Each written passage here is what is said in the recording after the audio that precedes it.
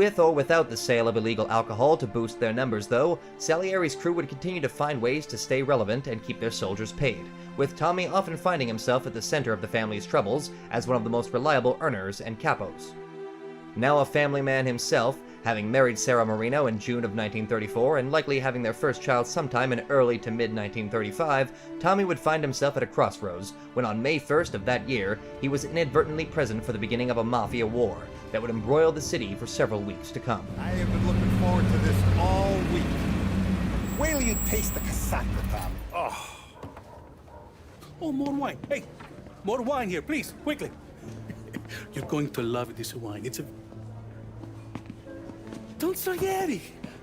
Welcome, my friend. Welcome. Good to see you, Pepe. Yes. Hey, come. Our guest has arrived, eh? What's on the menu today?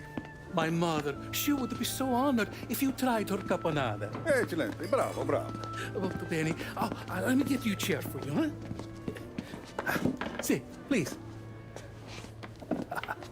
Yeah.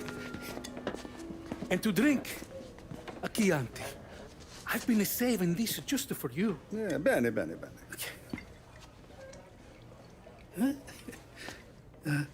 Okay. Enjoy, huh? I'm glad you're off the roof, Tom. Sarah threatened to leave me if I didn't dry out. I know. She told you. No. I put her up to it. Drunkards get sloppy, Tom. I didn't want you to make a mistake we couldn't live with.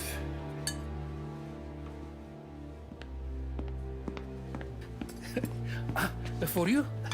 And for you. Pepe, the meal is a masterpiece as always.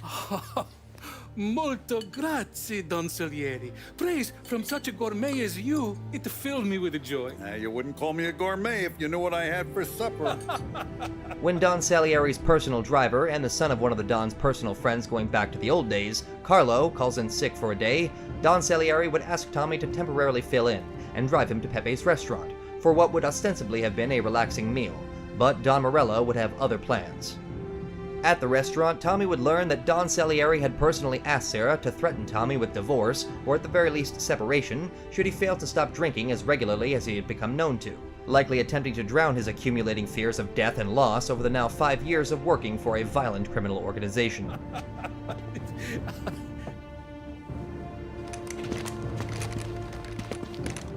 Get down!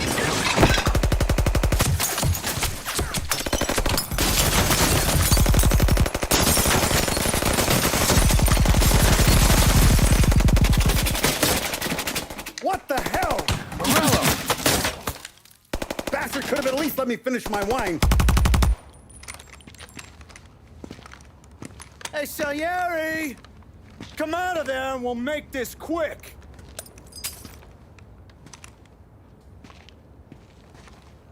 Smoke him out, Joe.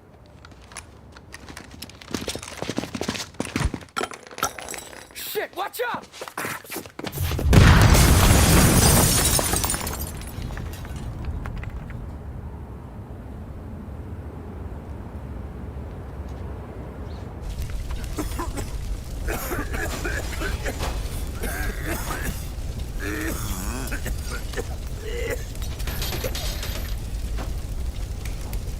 We aren't going out the front door. Can you move? Not fast enough. We're gonna ambush these boys. I'll keep them entertained while you slip out the back and circle around. You sure, boss? Blow them all down, Tommy. Not one of them goes home tonight. Okay, boss. Be careful. Tom, just be quick about it. Originally unaware of Salieri's involvement, he would indeed manage to be sober that day, and ironically, it may have even saved his life, as partway through their meal, Morello's men would pull up in front of Pepe's and proceed to pepper the entire restaurant with bursts of Thompson machine gun fire, in the hopes of finally putting the rivalry between Salieri and Morello to rest. Luckily for Salieri, Tommy would spot the assassins just in time, and manage to get himself and his boss to temporary safety as the building was fired at with reckless abandon. Furious at the audacity of such an attempt, Don Salieri would instruct Tommy to circle around at their attackers while he remained inside to keep their attention, and after fleeing out the back door, Tommy would eventually cut his way through the men and ambush those at the front of the restaurant, still searching for a dead Don Salieri. At least, they'd hoped. Oh, look at the balls on this kid. You really saved my ass, Tom. We gotta go, boss. The cops will be here soon. I need a minute to catch my breath. Well, let me get you back to the bar. No, not the bar. We're going to see Carlo. That son of a bitch knew where I was going today, and he calls in sick. He set you up. To us, Tom, you could have ended up just as dead. Yeah, I know, boss. Carlo's jacked up with some dame in Holbrook. Let's go see what he has to say about all this. But a mob boss of Salieri's reputation seemingly couldn't be killed quite that easily, and after regrouping outside of the restaurant, Salieri would know immediately who to speak with next, with his driver calling in sick no longer appearing to be a mere coincidence. Tommy would bring Salieri to Carlo's apartment, and the furious mob boss would personally begin assaulting his former driver, with Tommy being forced to pursue him down to street level when he manages to shake off the elderly but intensely angry mobster. Tommy would shoot Carlo as he tried to get away, but still breathing just barely, Don Salieri would catch up to them and personally put an end to Carlo by smashing his head in with his boot, in a display of violence that shocked even Tommy. Boss, why don't you let me go first, huh? Carlo might be waiting for us. No, Tom, my face is going to be the first and last thing this bastard sees. What the fuck? You goddamn dirty grifter. You better dangle, sweetheart. It's gonna be a closed casket, Carlo.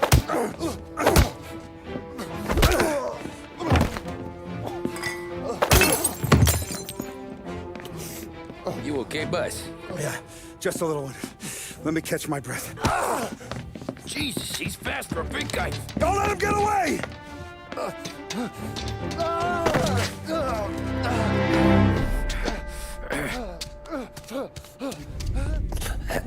Is he still alive? I'm not sure.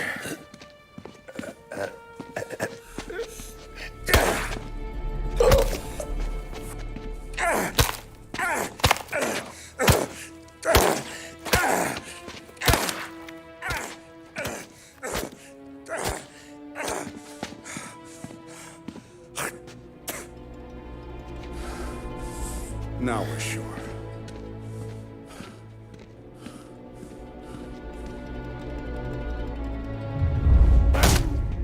Now officially at war with the Morello crime family, the following weeks would see the Salieri crew, and Tommy in particular, ramp up their efforts to cut Morello off of his many resources, one at a time, starting with one of his biggest political allies in Roberto Galati. When Galati set up public plans for a celebration of his 50th birthday aboard the steamboat the Lost Heaven Queen, the Salieri family would pay the boat's janitor to stash a revolver in one of the boat's bathrooms for Tommy, who would then be expected to murder the city councilor just as he finished up his speech and ushered in the celebratory fireworks. Our guy's in place. Good. We're finally going after him. Soon. But first we have to soften him up. Morello's got the cops, the politicians, and even some judges in his pocket. We can't afford to bite them all off, so we need to scare them into abandoning Morello's sinking ship. We bump off the right idiot, the rest are going to realize sticking with Morello ain't too good for their health. First in line for the pine box is this asshole, Galati. The counselor's still seeing red over his dead kid, so he's never going to turn on Morello. Christ, that guy's been giving us fits since 32. Let me take care of him, boss. Why do you think you're here? Then he's got it all figured out. The counselor is celebrating his birthday with a big shindig on a steamboat. He's pulling out all the stops, booze, broads, fireworks. He's even giving a speech to the press. What kind of security? Just in normal detail, a few guys with Roscoe's. None of the other fellas are gonna do dick to protect that piece of shit. Okay. I'll talk my way into the party, put two in his head. Slow down, Junior. Galati's corrupt, but he ain't stupid. His crew be searching everyone who comes on board, so you can't be carried. So, what? Throw him overboard, see if he can swim. Don't go getting creative on me. You're still going to shoot him, for fuck's sake. When you get on deck, you make for the head. We got a janitor on the take, and he's planted a revolver in the bathroom. And then you just cool your heels. Mingle. Try not to look like a hatchet man until Galati makes his appearance. You wait for that bastard to start his speech, and only then do you put one between his eyes. We want it done in public to get people talking. Sure. But you got a plan for getting back to shore? Sam and Paulie are down the docks working on that. You meet up with them there, and they'll fill you in on the rest of the details. Okay. Galati's done, boss. You won't have to worry about him after tonight. I don't doubt it, Tommy. Buona fortuna, Tom. Paulie and Sam would ensure that a crew member bound for the steamboat ran into a bit of trouble on the way and provide Tommy with a disguise to easily slip aboard unnoticed, in preparation for the assassination. Just as planned, Tommy would gun down Galati from the top deck just as he finished giving his speech, and thanks to Paulie and Sam, actually managed to get off the boat alive after fighting his way through dozens of Galati's bodyguards in order to escape.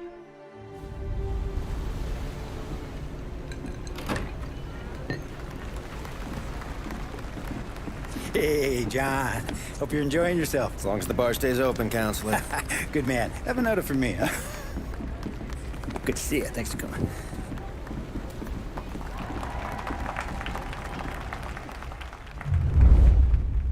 He's dead! Oh my God, he's dead!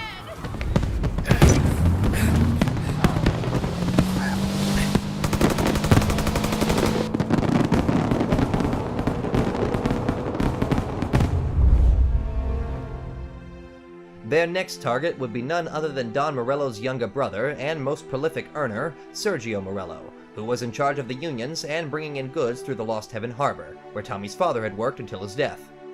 After a failed attempt on Sergio's life by Sam Trapani and Vincenzo Ricci, the task of eliminating the Morello family underboss would instead fall to Tommy, and he would be instructed to use a car bomb given to him by Vincenzo and rig it to Sergio's car for explosive results. It could be worse, huh? We could be peeling you off the front of the train. He just got a good break is all. Sergio Morello's always been lucky. He was born with more brains than his brother, that's for sure. We'll get him, boss. No, you two are off this job. You're broken mirrors on this one. We'll let the guy who killed Galati take a crack. Tommy here's got all the politicians scared. Maybe he can put Sergio in the ground. What do I need to know about this guy? Besides, he's got a lucky rabbit's foot up his ass. Sergio is Morello's top earner. He controls the unions, which means he controls the docks and attacks everything that's imported into the city. We kill him, and a big part of Morello's income will be wiped out. Any ideas on how to get to him? I don't want to end up in a tree like these two. You're going to scatter his ashes. It's a custom job. Attach it to the starter under his car. He'll be a human torch as soon as he turns the key. It's safe to carry. Yeah, just don't drop it. Shake it, smoke near it. Yeah, it's safe. Boom!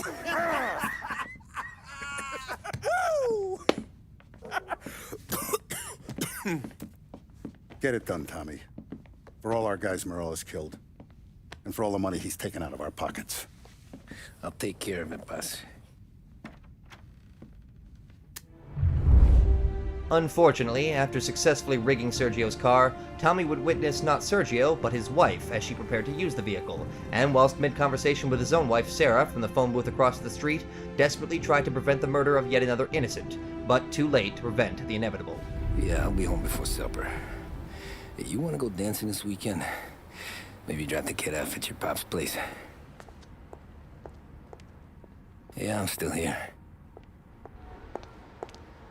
Oh, Christ. Hey! Stop!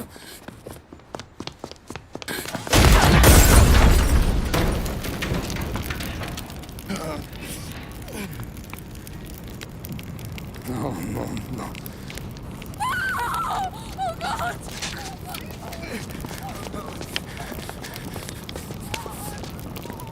Tommy, what's going on?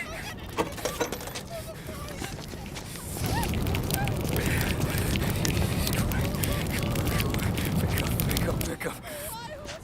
Vinny. It all went bad. Hey, pull it together, Tom. Whatever happened, happened. There's nothing you can do about it now. Sergio's luck is running out. What are you talking about? Sam and Paulie have found him. He's in Georgie's restaurant across town. You need to get over there fast. Okay.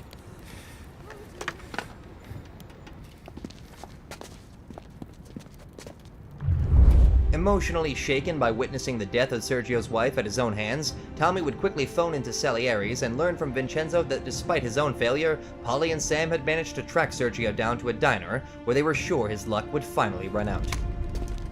Tom, you okay? Yeah, it's the car bomb. Things went south. We could draw about it later. Right now, we gotta get that bastard. Let's go.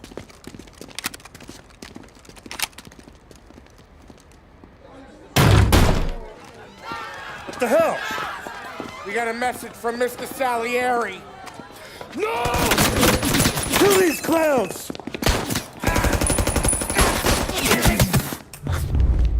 Get me out of here!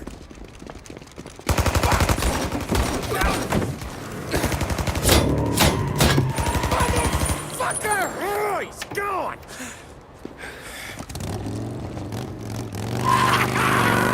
Go get him, Tommy! Come on! Let's get back to the car. We gotta catch up before that idiot gets himself killed!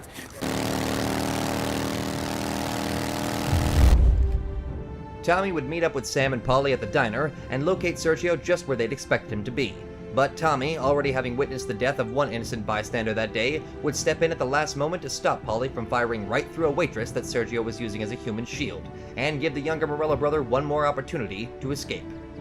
However, even with his soft heart for those uninvolved in criminal activity, Tommy would nonetheless continue pursuing Sergio with dogged determination, and follow the fleeing mobster on a motorcycle as Paulie and Sam attempted to keep pace.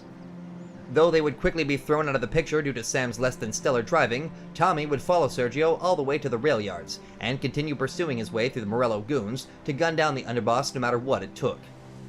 Though both men would run out of ammunition right as Tommy caught up with Sergio, Tommy would improvise by setting fire to the leaking barrels of Trago motor oil surrounding the younger Morello brother, and finally kill the lucky bastard in a massive explosion, which could likely be heard from across multiple neighborhoods.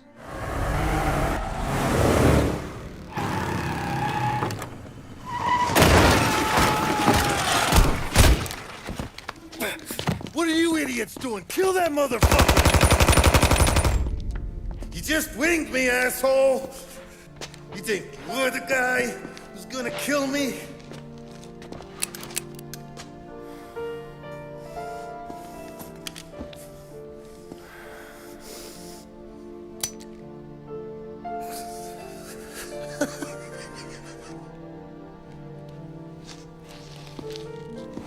What did I tell you? No one can touch me.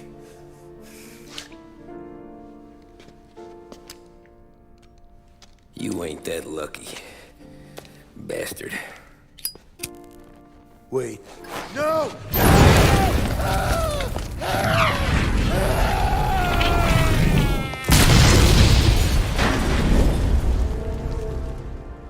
By May 20th of 1935, just 20 days after Morello's attempted assassination at Pepe's restaurant, the Salieri and Morello families had become embroiled in an all-out gang war, with headlines hitting the Lost Heaven Courier, and Don Morello himself beginning to hide out following the death of his brother and further escalation to the conflict. Rapidly losing influence from his lack of visibility, Morello would set up plans to host a charity gala at a theater on Central Island, and seeing opportunity, Salieri's crew would in turn plan to be in attendance. Morello wants to thumb his nose at us. Taking a show like there's not a war on, we'll meet him in the streets. We do him like this. We wait outside the theater till the end of the show. All those rich assholes will start coming out. That's when we hit Morello and his guerrillas. In a crowd. Before they see us coming. The theater's going to be packed. And not just with saps. There's a good chance the mayor, maybe even the chief, might be there too. That's the goddamn point, Tom. We kill Morello in public. In front of the city's creme de la creme. Then they'll all know who's in charge. And it doesn't matter if you have a badge or a gavel or a fat wad of cash in your pocket. If you cross Salieri and his boys, you're dead. Okay, boss. We'll get it done. Take the machine guns. Make sure you don't draw attention to yourselves hanging around outside the theater. You keep the choppers hidden until you spot Morello. And then you light them up. I want it to look like that white suit is covered in roses. You got it? Sure, boss. Tommy, Sam, and Paulie would arrive at the theater just as Morello was leaving and immediately open fire on him, but the Don would manage to survive the initial onslaught and make it to his car, where his driver put the pedal to the metal in escaping Salieri's men.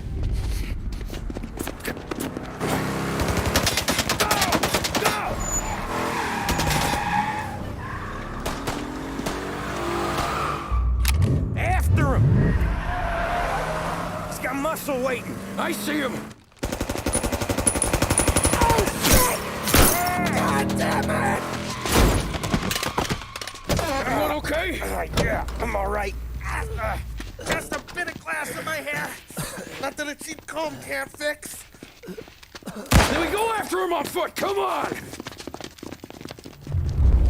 Tommy and company would follow Morello all the way to Lost Heaven International, and after fighting their way through even more of his soldiers lying in wait, managed to catch up to the boss just as he got to his escape plane, stealing yet another car in order to follow it out onto the runway. Get us into the air! We don't have the speed!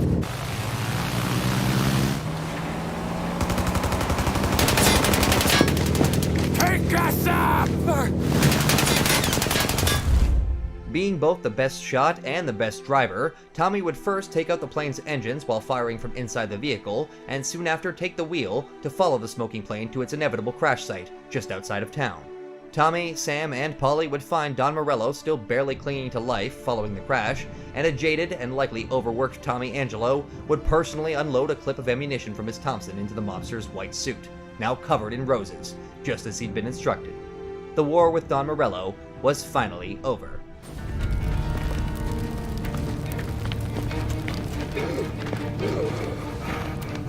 Jesus Christ.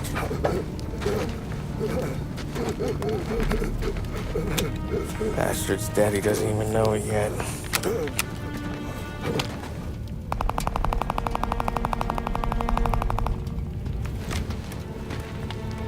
He knows it now.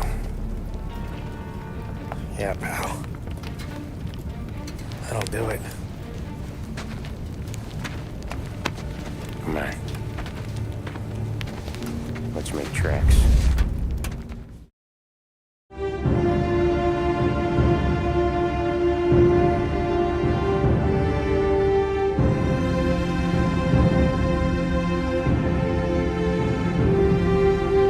Over the course of the next 3 years, the Salieri crime family would take control of nearly all of Morello's former rackets, and effectively place themselves as the new kings of organized crime in the city.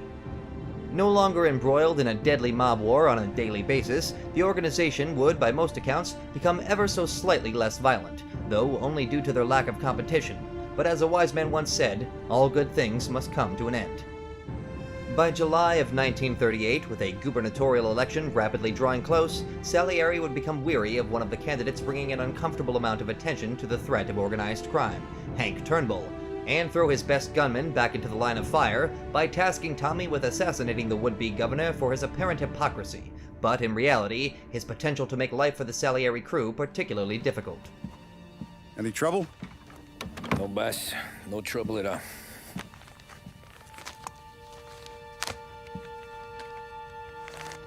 Got something else for me?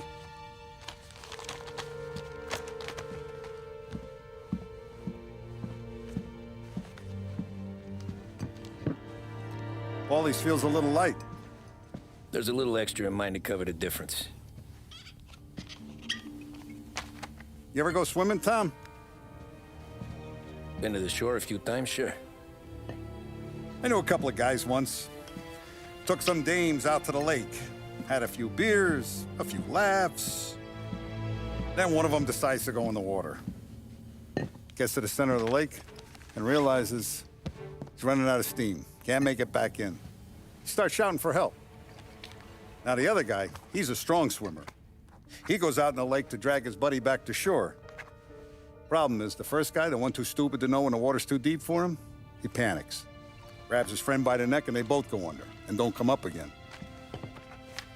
Paulie's your friend. And I know you're loyal to him. And I respect that. But don't you ever pay his tab again. Okay, boss. Good. Now, we gotta talk about this Turnbull. The guy running for governor? The same. He's been flapping his gums a lot about cracking down on our businesses. That's rich. He spent more on whores than Paulie and Sam combined. You want me to pay him a visit? Maybe put him on a take? No. You can't trust a hypocrite, Tom. We need to end his campaign aspirations, and in a way that keeps anyone from stepping up to the same platform. Vinny have a plan then? Of course. Turnbull's holding a rally near Central Island. The spot he picked is hard to reach and out in the open. Should have a beautiful view of the rally from the tower of the old prison. From there, you'll give Turnbull a third eye. Okay. I'll go see Vinny about the gun. But don't forget, you only got one shot. You miss, and his crew will usher him out of there quick. I'm the best shooter you got. Otherwise, you'd be talking to someone else. And get it done.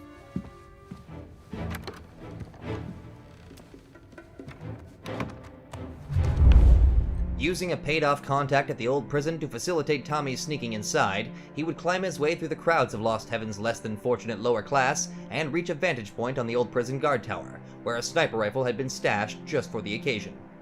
Tommy would indeed manage to kill Turnbull in the midst of his speech, and was subsequently forced to flee through dozens of pursuing LHPD officers after taking a nasty fall from the old prison's decaying infrastructure giving way under his feet.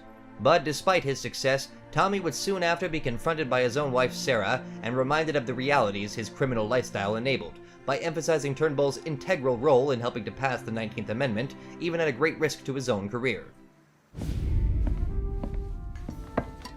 Did you hear about this Turnbull?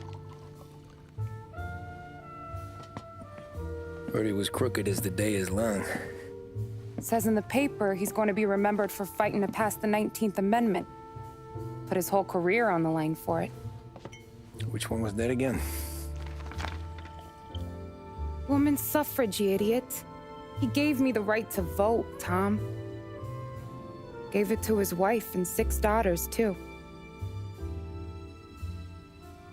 Guess nobody's just one thing, are they? Guess not. I gotta go to work. Tom, don't do nothing you don't want to be remembered for, you hear me? Probably too late for that.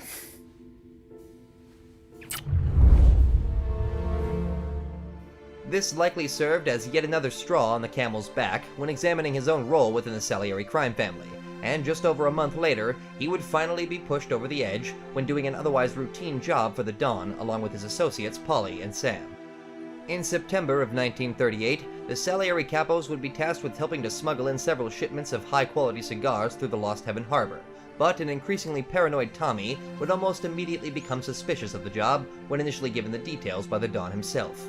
With Tommy rightly calling out the job as being small time, Don Salieri would eventually reveal the real purpose of their mission, to ensure the smuggled cigars made it to their destination not just because of the quality tobacco, but because of a supposed stash of diamonds hidden among the boxes.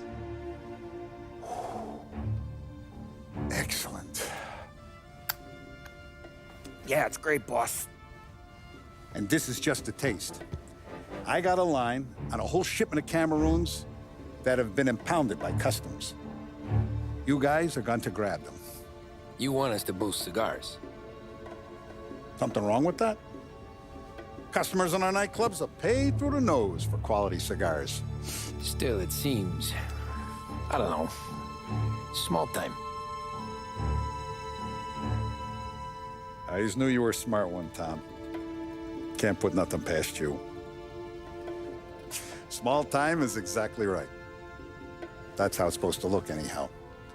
The cigars are just a cover for a shipment of hot ice. The smuggled diamonds have been hidden in some of the boxes. The feds haven't found them yet. We're stealing diamonds from the feds? Don't worry about it. I've already discussed all the details with Sam here. He'll fill you in. Now, I got a meeting with the mayor at his favorite gentleman's club. Work out the details together. But I want those cigars back here before anyone catches on to the real loot. You got it? Sure, boss. Great. And don't drink all the good stuff while I'm gone.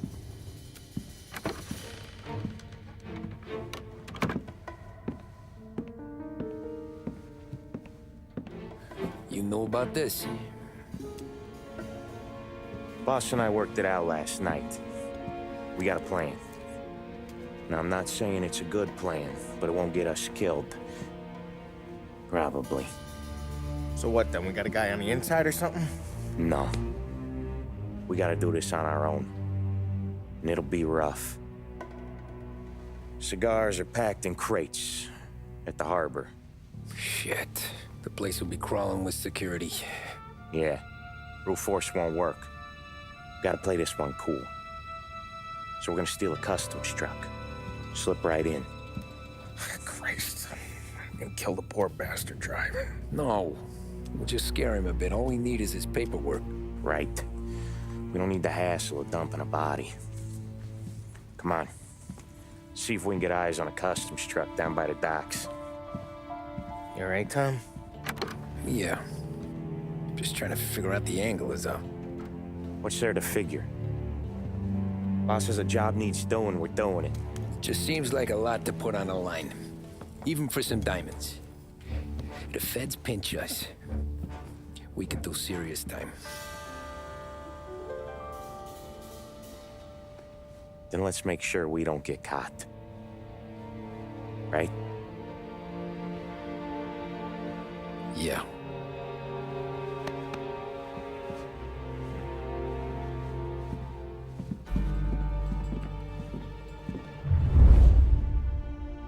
Still unsure of exactly why Soulier was risking his 3 most valuable capos on such a seemingly small-time job, Tommy would attempt to drop the issue and proceed towards the federal customs impound with Sam and Polly.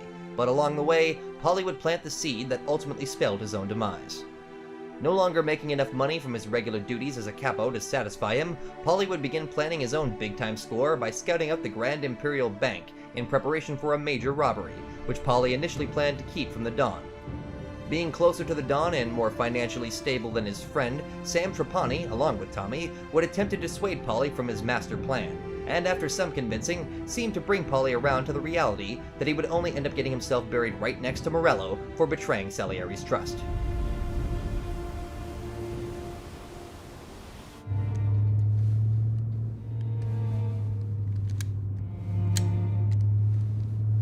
Would you relax? You're making me nervous playing around with your piece like that. Sorry. Just got a lot on my mind is all. That's so. I'd have figured there wasn't enough room up there.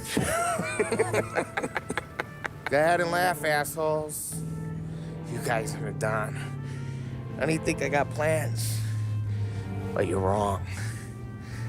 I got big plans. Yeah? Spill it then. What are you working on?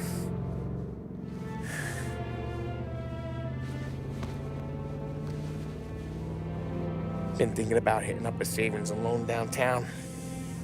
You want to rob a bank? Sure. I've been casing the place for months. I got it all worked out. I just need a few guys I can count on to watch my back. Robbing a bank, that's a little out of our league. We're robbing the fucking feds, ain't we? What's the difference? Salieri's the goddamn difference, you nitwit. The Don sent us to steal these cigars. Ain't no way he sanctions a bank job. Well, then we don't tell him. You want to step out on the Don? No.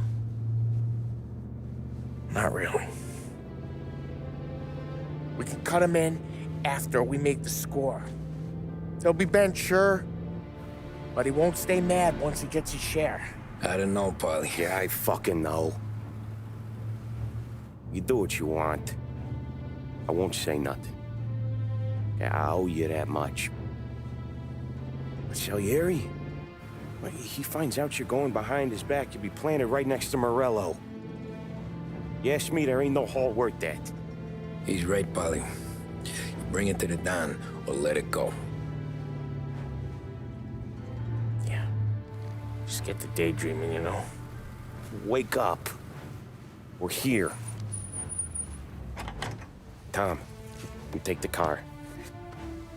Find a customs truck and meet us near the impound. Me and Polly, we'll go get the rest of the gear. Right.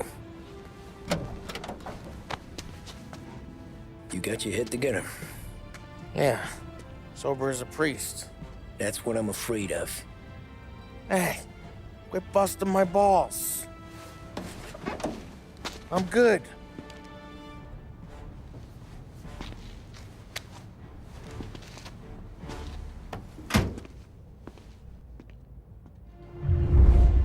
Tommy would go on to locate and steal a customs truck to use in the infiltration, and Sam and Polly would change into their stolen uniforms in order to pose as customs workers and make the robbery run as smoothly as possible. Having only 2 uniforms, however, Tommy would be forced to ride in the back of the truck to the customs impound and proceed to sneak his way through the building and locate the impounded cigars, while Sam and Polly kept a lookout by the truck. Tommy would eventually manage to find the cigars and safely deliver them back to the truck, but no longer content with sitting in the back, decided to take the wheel himself as their best driver, which only proved doubly important when their cover was blown and alarms began sounding off across the compound. You sure we're getting what we came for? We're aces, boys. Good. Let's get them loaded and get out of here.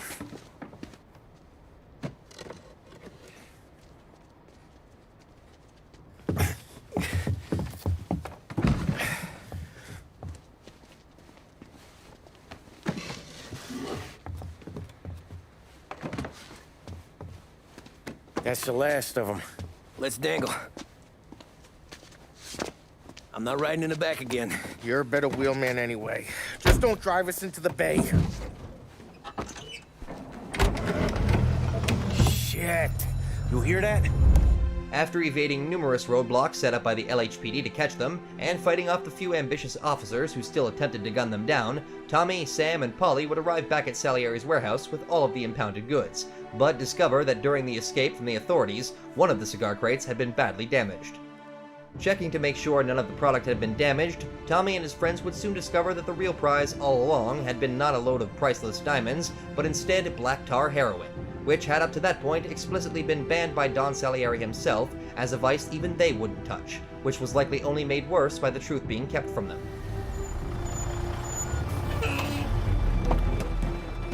Hey, Polly! You okay? Yeah, a couple of these crates are shot to shit though. How bad is it? It's the worst of it. It don't look too good. Don's gonna be pissed if we ruined any of the cigars. What the hell? Christ. It's dope. You sure? Yeah, I'm sure. Where are the diamonds? There ain't any. This is the real score. No.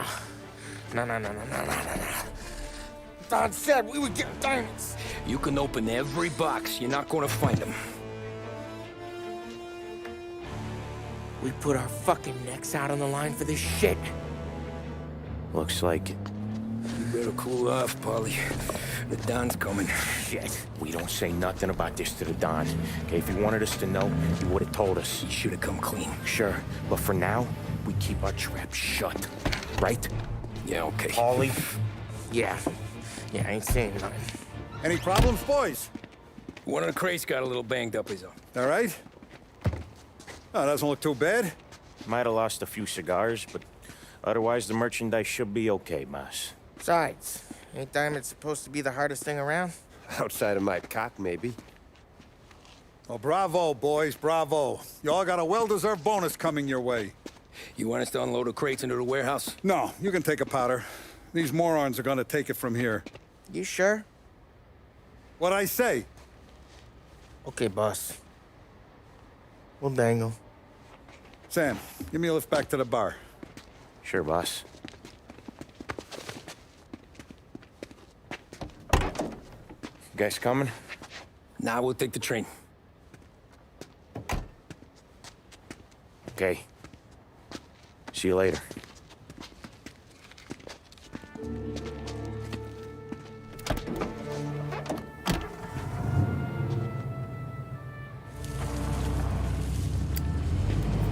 God damn it. I just about had it, Tommy. We got busted with all that smack, we would have died in prison. Yeah, but what are you gonna do? I already told you. The bank. Yeah. I don't care what Sam says. I'm getting that score. How much you figure? You want in? We're just talking. I knew I could count on you, pal. Possibly already privy to the real product hidden inside the cigar boxes, Sam Trapani would attempt to keep both Tommy and Polly from confronting Don Salieri about his deception, and personally drive Salieri home from his warehouse, while Tom and Polly took the train back home and discussed Polly's plans to rob the Grand Imperial, which now only seemed more worthwhile, knowing that even their supposedly loyal boss was cutting them out of heavy profits. You got a family to look after. I get that. But think about what this could mean for them. Watch it, buddy. You're treading into enemy territory without a map. Yeah. I don't know what it's like for you going home to your wife and kid, but that's why I'm doing this. Who's gonna marry me? Nearly 40 years old and nothing to show for it but my rap sheet. But we do this, I get enough scratch to finally get out? Who knows? You're not built for the domestic life, Polly. 6 months in, you'll put a bullet in your brain out of boredom. Christ. I'm ready to punch my ticket right now. We sit around for 6 months, just playing cards and busting balls, and I start to get lazy. Then everything blows up and I gotta knock the rust off or I'm dead. One day I'm fighting to stay awake while the Don's telling us a story about the old days. One I've already heard 100 times, and the next day I'm getting shot at, trying to keep from shitting my pants. It's fucking wearing me out, Tommy.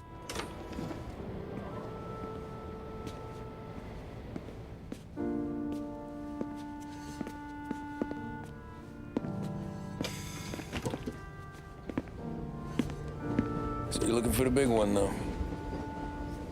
I know it's a snipe hunt. Every little mobster goes to bed dreaming about that last big score. But if we do this thing, I don't know. Might be just enough to get me a little pizzeria or something, you know? Sure. But if we're doing this, we're waiting until things calm down. Ah, you're already hooked, pal. Maybe.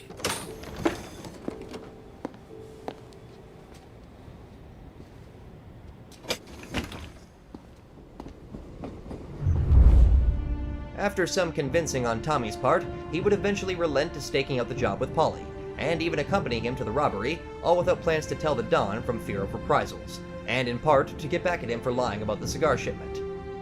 Knowing that his money troubles would only get worse if even Salieri was cutting him out of things, Tommy would agree to robbing the Grand Imperial with Polly, and on November 3rd of that year, commit to carrying out one of the largest armed robberies in the city's history, with just him, Polly, and a couple of loaded guns. Plan stays the same. Right. I take care of the crowd, you handle the manager.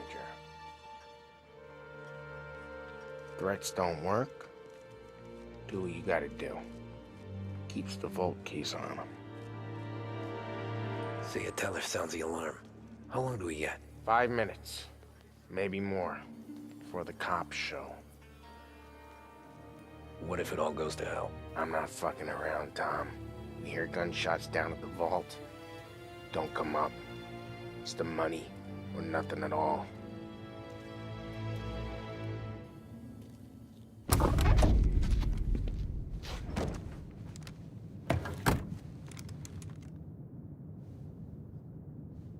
You doing this? We're doing this.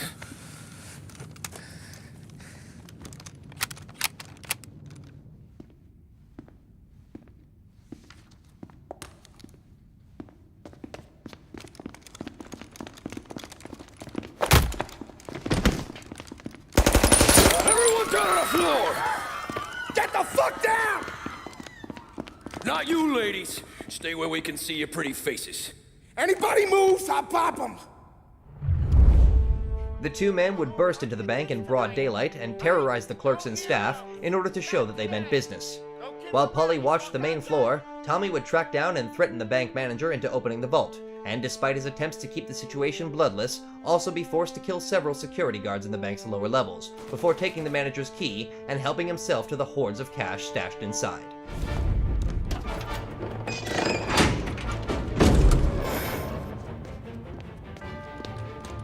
Jesus, Mary and Joseph.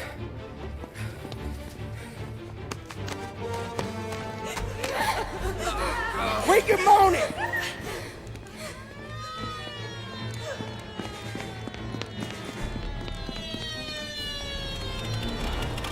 Damn it.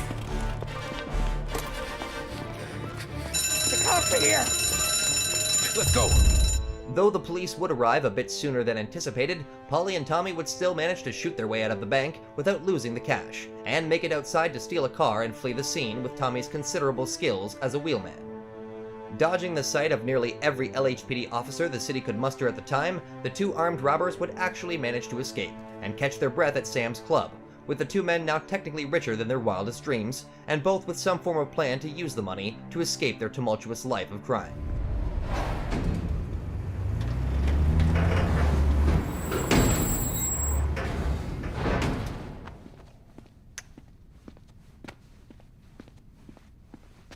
We did it! I can't believe we fucking did it! We're loaded! We're loaded! Yeah, For all time's sake. sure.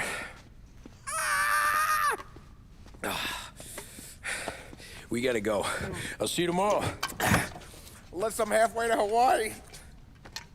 Oh, come on. I'm kidding. Hey, I couldn't have done this without you. I know that. Go home, celebrate with Sarah, come by my place in the morning, we'll split up the dough. Yeah, okay. Good luck. See you around, pal.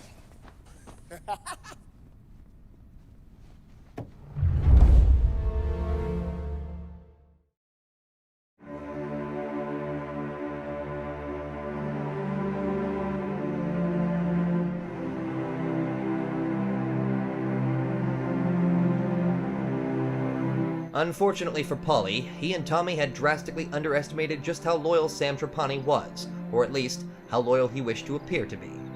With Tommy retiring to his home and planning to meet back up in the morning to divvy up the cash, they would both begin celebrating prematurely, and Tommy would even try to convince his wife Sarah to get out of town for a few days, ostensibly for a vacation, something she was immediately suspicious of, given Tommy's visible abundance of nerves. Well, look at this. Christ has finally risen. I was getting ready to call the coroner. Sorry. Had a bit of trouble falling asleep is all. Me too, thanks to you tossing and turning all night.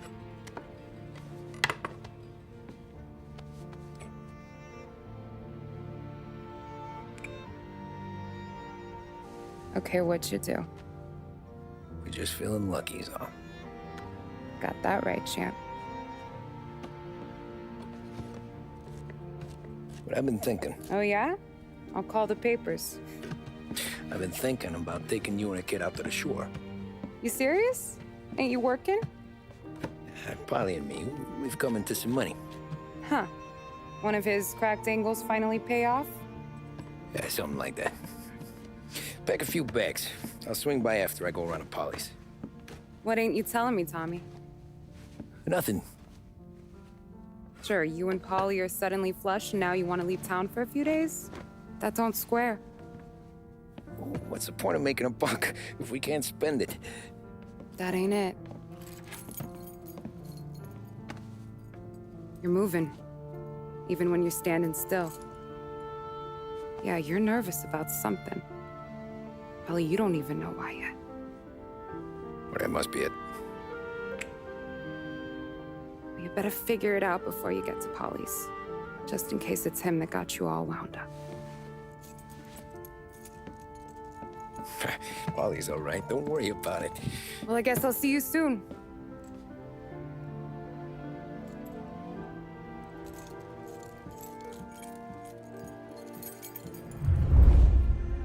When arriving at Polly's apartment as planned, Tommy would instead find his friend dead in his own home, murdered by an unknown party, likely the night before, and sending Tommy into a paranoid panic to find out what had really happened. Catching a phone call meant for Polly from Sam, he would learn that Don Salieri knew about their role in the Grand Imperial robbery, and as a result, Tommy would plead with Sam for help in getting himself and his family out of town as fast as possible, knowing that their days would be numbered just like Polly's if the Don really knew. Sam would agree to meet with Tommy at the city's art gallery, and in his panic, Tommy would hardly question the convenient timing of Sam's call, or even his willingness to seemingly betray the Don's trust by helping him out. Ah, Jesus.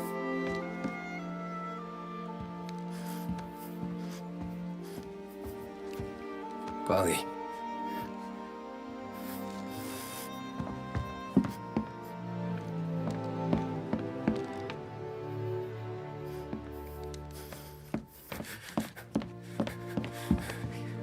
Polly. Oh, God.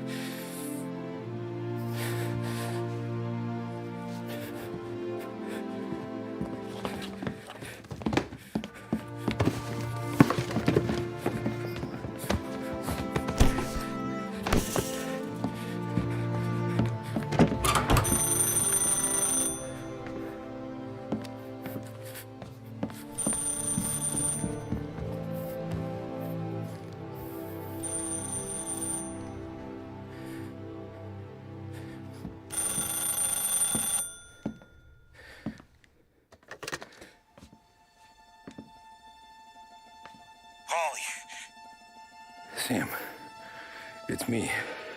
It's Tom. Where's Paulie? He's dead. I'm looking at him slumped over in a hallway, torn a fucking skull. Oh, God. I was calling to warn him. About what? Jesus Christ. I owe you fellas my life 3 times over. Warn him about what, Sam? Soulier. He found out about the bank job. You're in deep shit, Tom. You gotta disappear. Okay. Okay. I just need some cash to get me and the girls out of town. Can you swing that? Sure. Anything, pal. You want me to come to Polly's? No. No, I can't stay here. Meet me at the city gallery. Yeah, okay. Keep your head down, Tom. I'll see you soon. And, thanks, Sam. I always pay my debts, Tom. You know that.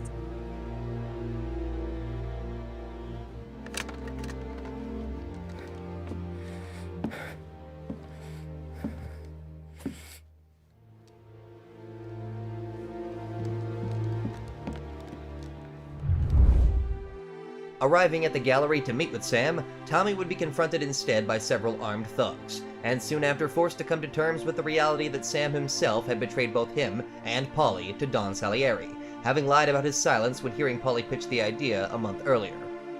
About to be promoted, likely to be underboss of the Salieri family, and having taken the considerable payout from Tommy and Polly's robbery, Sam would be more than pleased with himself for his own ambition, and despite showing a surface-level reluctance to kill yet another of his supposed friends, order his men to kill Tommy where he stood.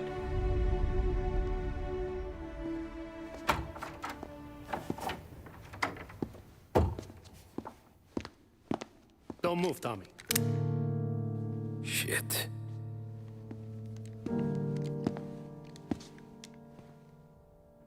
Hey, Tom. Sam. What the hell's going on? You and Polly put me in a bad spot. I know, Sam, and I'm sorry about that, but I need to get out of town. Can you help me or not? There you go again.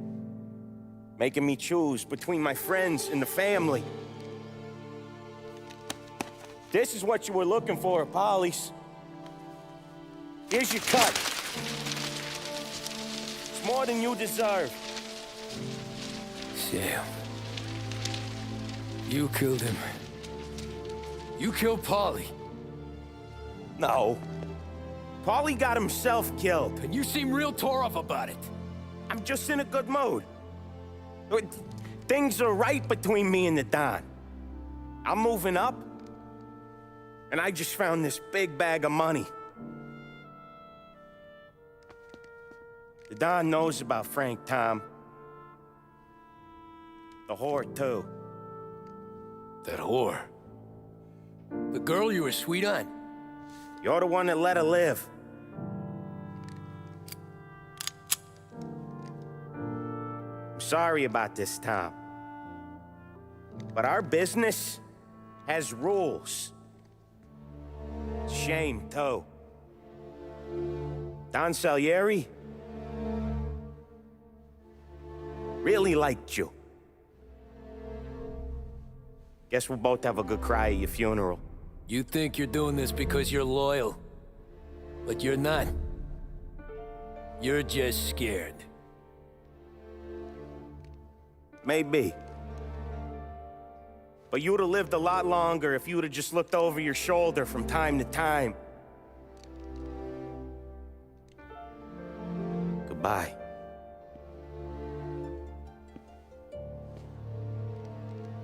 Don't let him suffer, boys. He's my buddy.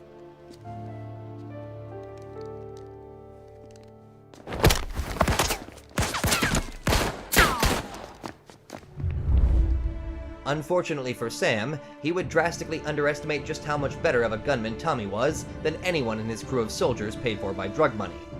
Tommy would push his way through every single one of Sam's men and eventually catch up to Trapani on the gallery's upper levels, where Tommy managed to score several lucky shots and slow Sam down considerably.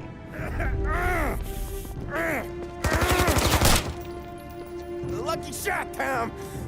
But the thing about drug money is it pays for a lot of muscle. Put him down, boys! Eventually, Tommy would cut Sam down, leaving him bleeding in the gallery atrium, as he begged for his own life and revealed the extent to which Soulier had been aware of Tommy's increasing disillusionment with his criminal lifestyle.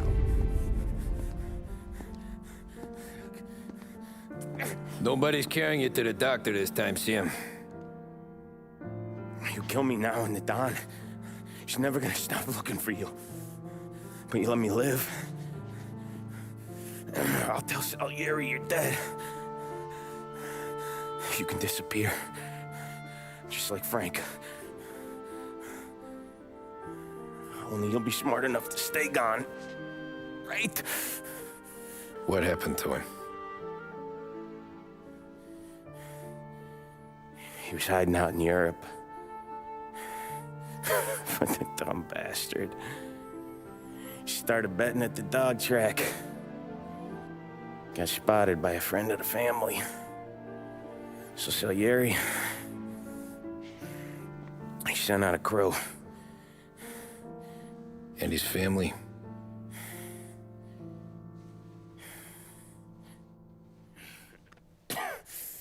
Christ.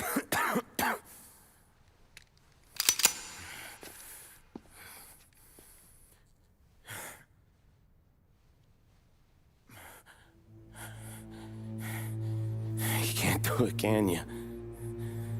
Always that little voice in the back of your head.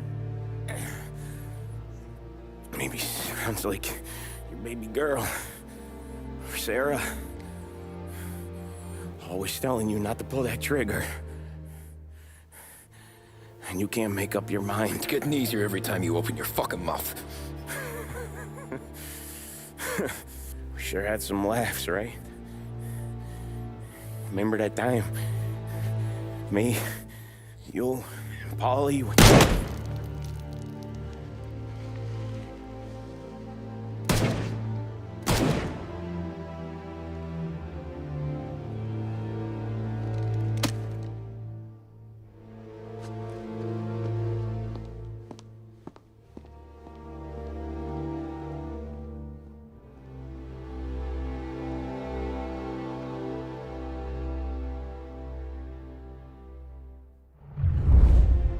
Unable to stomach one more word of deception from Sam, Tommy would ultimately pull the trigger on his friend and kill him where he lay, fleeing the gallery and soon after looking into whatever means necessary to keep his family safe from the inevitable retributions from Don Soulier. Tommy would eventually make a deal with LHPD detective John Norman to hear him out, and meet up at a diner with plans to disclose everything he'd been a part of in Soulier's crew over the course of the last decade. After telling Norman his story, and eventually revealing that it had been him who killed Don Morello, a case Detective Norman had been working for several years at that point, Tommy would ultimately agree to testify against the entire Soulier organization in exchange for he and his family being given new identities and new lives in a different city, and, most importantly, serving 8 years in prison for his own crimes. After serving his time and helping to ensure the likes of Don Soulier and all of his former friends in the Soulier crew also did theirs, Tommy would be released from prison and finally be allowed to rejoin his family, including his wife Sarah, in the city of Empire Bay, where at least for 5 years they enjoyed relative peace in isolation. Having changed considerably since his days as a mere cabbie in Lost Heaven, Tommy would, by 1951, manage to settle into domestic life with Sarah, and even get to see his daughter's wedding sometime that year, just before his past finally caught up with him. Likely fully expecting the outcome, Thomas Angelo would be approached by Vito Scaletta and Joe Barbaro sometime in 1951, and, in retribution for taking down his former boss, be shot to death in front of his own home, with the same weapon he'd spared Frank Coletti from more than a decade earlier. Believing that ultimately his sacrifices had kept his family safe, Thomas Angelo would die happily surrounded by the people he had loved most in the world.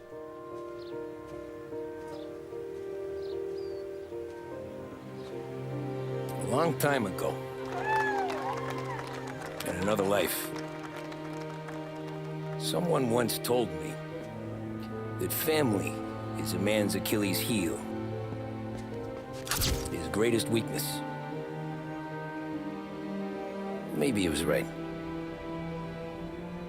Because everything I've done, both good and bad, I've done for my family. I've turned my back on people they thought were my friends. I've kept a lot of hard promises. I spent 8 years totally alone, trying to find myself so I could come home. A better husband, a better father, a better man. Now that I'm a lot older and just a bit wiser, I see that family is our greatest weakness, but it's also our greatest strength.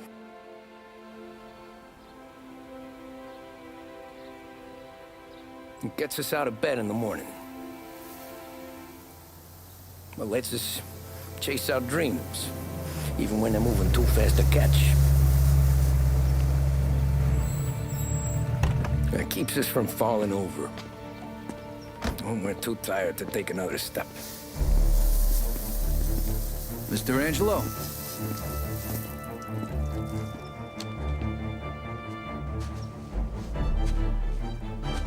Yes. Mr. Soulier sends his regards. Tommy!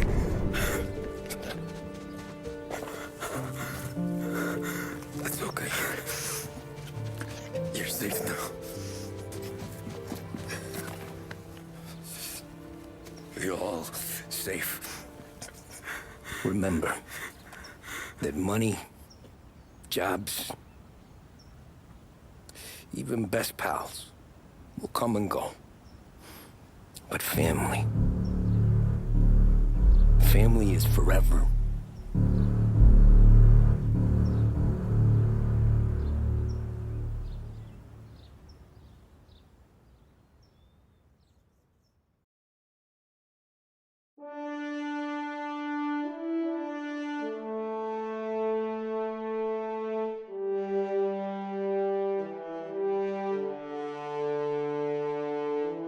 Thomas Angelo was a particularly unique individual as far as typical Prohibition-era mobsters went.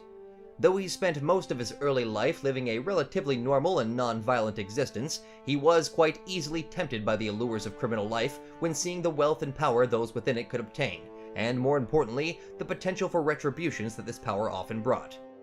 He was not originally a particularly violent man, but when given the opportunity, demonstrated a keen aptitude for murder, intimidation, and even street brawling, while maintaining a focus on the results of his actions, rather than what those actions said about him to the people around him.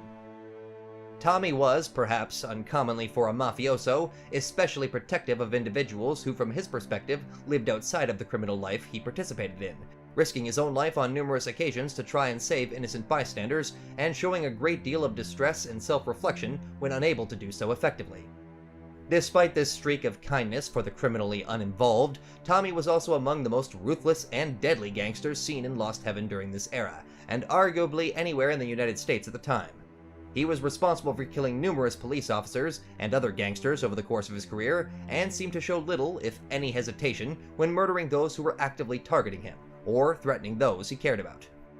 Tommy did seem to have a streak of ego within him though, one that was comparably tame when contrasted with some of his far more hot-headed and legacy-driven friends or enemies. He ultimately joined the Soulier crew entirely to bolster his own ability to stay alive, and took an active role in joining by directly asking for permission to take revenge on the men who'd attacked him.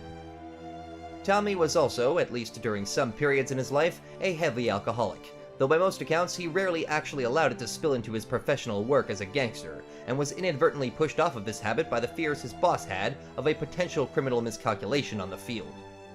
He also tended to play fast and loose with the laws of his day, even before joining the Soulier crew, having no issue with speeding or driving recklessly to get his fares to their destinations, or destroying the property of those who had done him wrong, such as the Morello goons who roughed up his taxi. Tommy was an expert marksman by most accounts, though it appears as if this skill was almost entirely natural, as he had little to no training with actual firearms prior to becoming a gangster. He was also a considerably talented driver, as shown by his many adept escapes for the mob, and his winning of the 1932 race against professionals, though this skill is far more easier to explain with his many years as a taxi driver. Regardless of how ruthless he was capable of being, Tommy was ultimately motivated and driven primarily by a genuine attachment to his loved ones and his friends, as demonstrated by his tendency to put his own life at risk to save them on more than one occasion, without even a second thought. While he may have sympathized with individuals less fortunate than himself and attempted to avoid killing the innocent wherever possible, he ultimately valued his family and friendships above all else, and rarely attempted to evaluate the morality of his situation unless directly prompted by excessive violence, either of his own making or those around him. Despite being a killer, a thief, and an all-around violent gangster, Tommy Angelo was very much capable of empathy, and this likely played an enormous role in how his life ultimately ended, with Tommy unable to continue stomaching the daily horrors of mob life after nearly 10 years working for Salieri's crew, and valuing his actual family's safety above any sense of duty to the family or loyalty to those like Don Salieri. At the end of the day, Tommy Angelo was perhaps an example of just how tempting a sense of stability could be during the height of America's Great Depression, and how destructive the criminal lifestyle could be to those otherwise raised outside of its violent and deleterious influence. Even when considering the less than justified murders that Tommy himself participated in, unlike many criminals of his status, he seemed to always have a sense of right and wrong independent of what his crime outfit dictated, and ultimately was prepared to spend almost a decade in prison for the consequences of his actions, and even face his death without a word of protest, knowing that he'd brought it upon himself.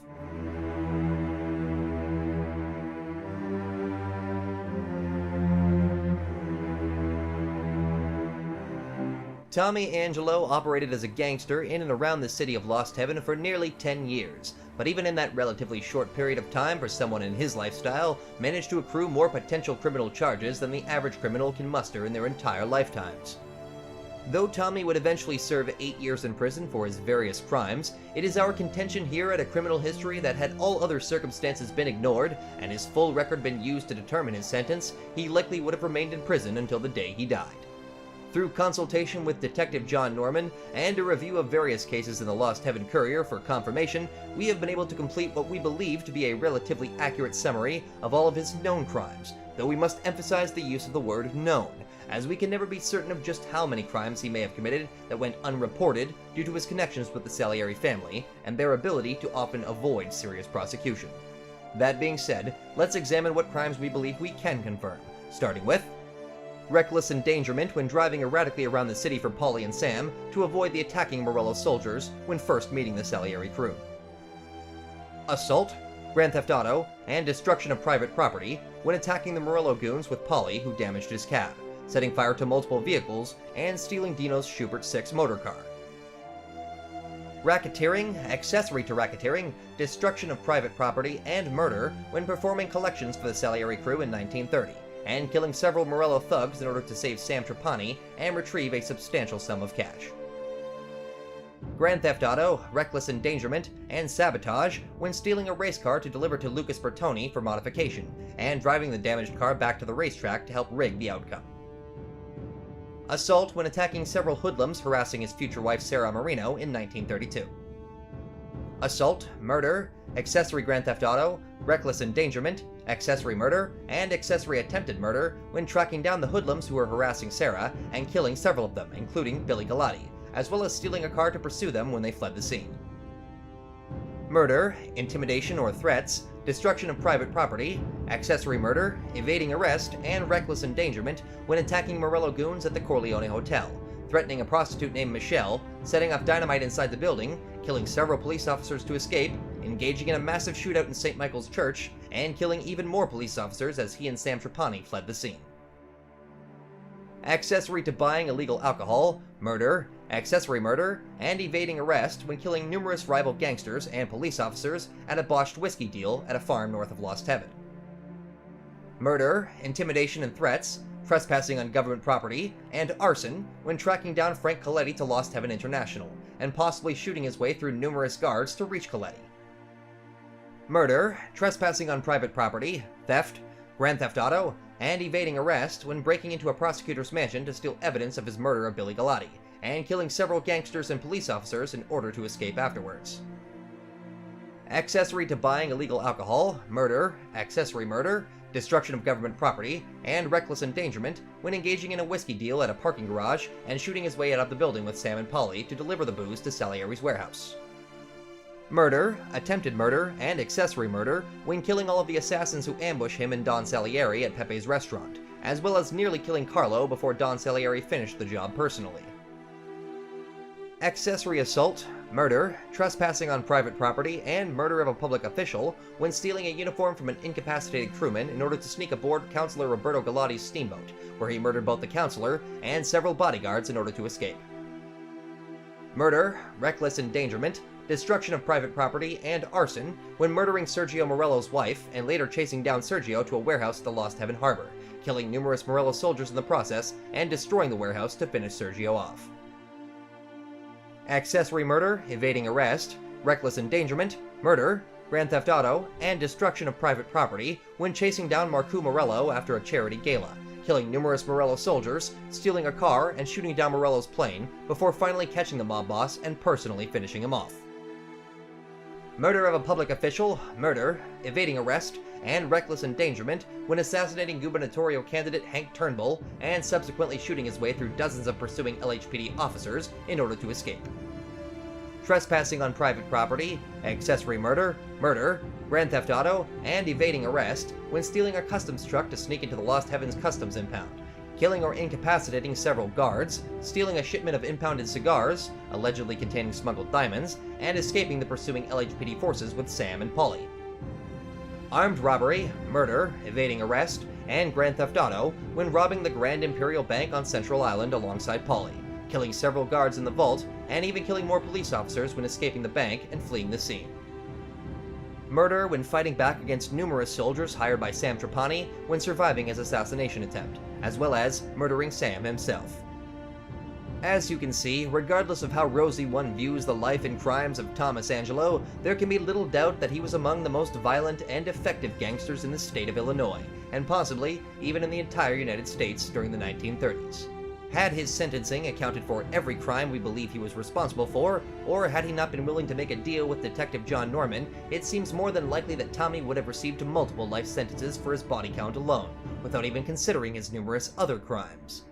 While we cannot say if Tommy's actions later in life offered any sort of redemption for the various acts of appalling violence he participated in, we can say that at least among traditional Mafia gangsters, there were few people in his time who could ever hold a candle to his overwhelming effectiveness as a mobster and a criminal.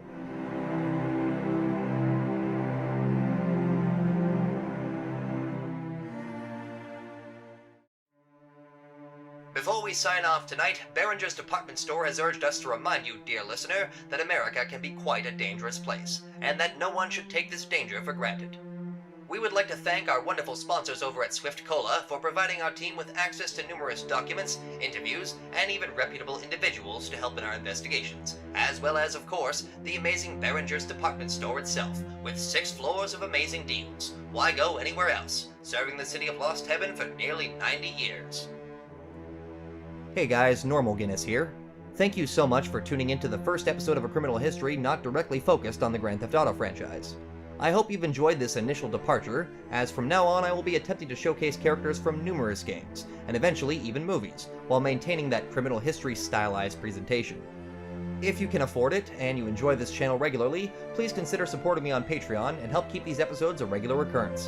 And don't forget to check out the work of my executive producer tier patrons, because without them, and really, all my patrons, this show would simply not be possible. I'll see you next time for another exciting edition of A Criminal History, and until then, I'm your host, Guinness Walker. Thank you so much for watching.